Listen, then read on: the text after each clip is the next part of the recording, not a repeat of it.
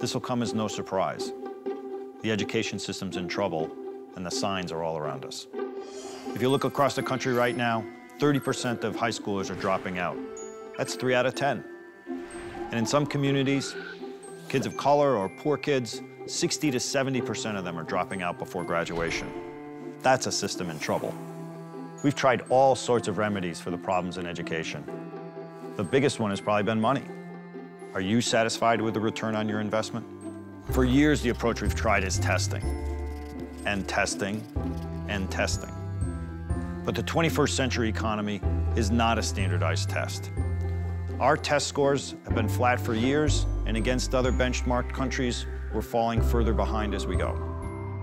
People talk about the problems in education as a threat to our future. It's not. It's a threat to our present.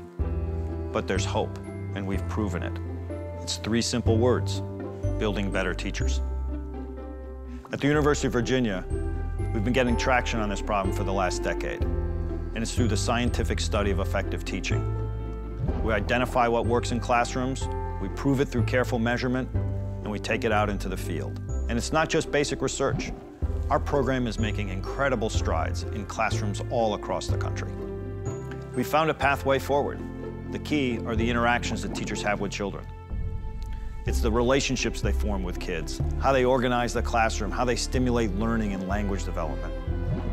When those interactions are in place, children are achieving better, we get better test scores, and they're more engaged in school and don't drop out. They're effective for kids whether they're preschoolers or 6th graders or 12th graders. And perhaps most importantly, they matter across all the content areas, even math and science.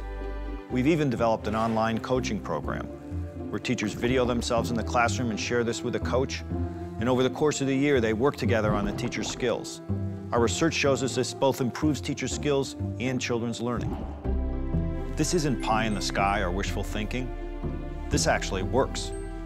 Our research has shown that this approach to coaching can close the achievement gap for disadvantaged students by half in a single year. We've already trained hundreds of coaches and thousands of observers who are working in more than 80,000 classrooms from preschool to high school all across the country. In preschool, we're working statewide in Florida and in Minnesota, in Georgia, and in most of California. In secondary classrooms, we're working in Virginia and several other major districts. And in Head Start, we're working with more than 50,000 teachers all across the country in 50 states, where our tools are the benchmark for quality.